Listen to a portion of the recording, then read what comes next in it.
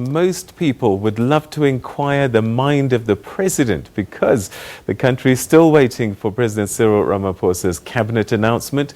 To help us unpack the much anticipated cabinet announcement, we're now joined by Professor Susan Booysen, who's a researcher director at the Mapungubwe Institute of Strategic Reflection. Thanks so much for joining us, Prof. The last time we spoke, it was the elections, and we knew that the ANC were probably going to win, but they just edged over the line, particularly in Gauteng.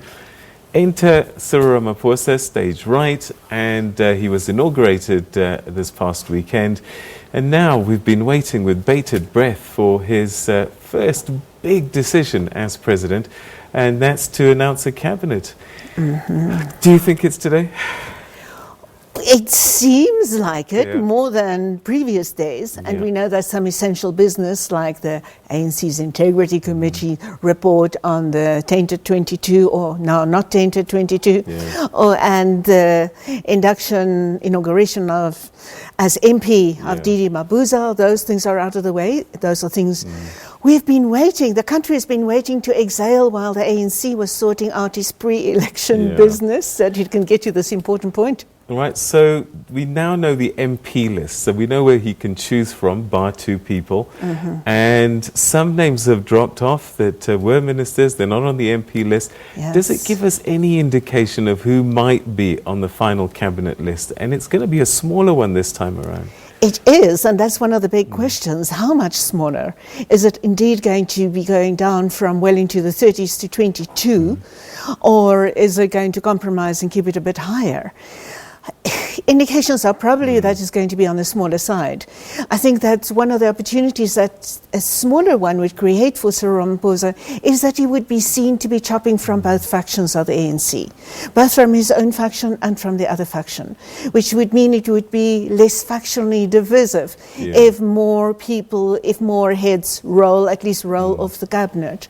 And yes, we bear in mind that in February last year, it was already a big chop when 10 of the worst tainted cabinet members went, of Jacob Zuma's previous cabinet, and now it is the next big chop. It is going to be a big chop, and so much is going to depend on this. We heard about Rand falling, etc. It will have to be, it's a difficult, calculated, balanced, nuanced move that President Ramaphosa has to make. Talking about balance, is this going to be a political decision with practical implications, or a practical decision with political considerations? I don't think it's a clear-cut choice between those two options. It really has to be both equally. It has to be political because it is a volatile, in some respects a very fragile ANC as governing party, and that has to be held together, and we know the factionalism and the conditions attached to that. And then so much depends on being seen and giving the right signals to show that the economy is going to be on track, that the state is going to be cleaned up, that there's going to be zero tolerance for corruption and misdeeds in government, for abuse of public funds. And Cyril Ramaphosa cannot make a choice between these two. It has to be both of these. And in addition, he has to retain seniority, retain not just in terms of government experience, but in terms of ANC lists and structures. He has to show that he's bringing in youth and new faces to do succession planning and practice in the ANC. There is gender. There are so many factors that have to come into the big tripartite alliance, and some mix between those two. A balance, all different provinces have to be seen to be represented. It is like a gymnast, hopefully a gymnast, walking on a tightrope precipice while he's juggling 20 balls. All right, so looking at the possibilities, are there some people for you who are definites and stand out, perhaps not so clear which ministries, but very definitely would be a core of his cabinet? Are there people that come to mind for you straight away? Yes, absolutely. You know, we've seen, we can start with at least two women who have been noted as possible replacements as deputy president should David Mabuza not have come through. I think he's a certain cabinet member, but not a cabinet portfolio as a member of the cabinet there. Then we see the women like Naledi Pandor and Nkosazana Dlamini Zuma coming through.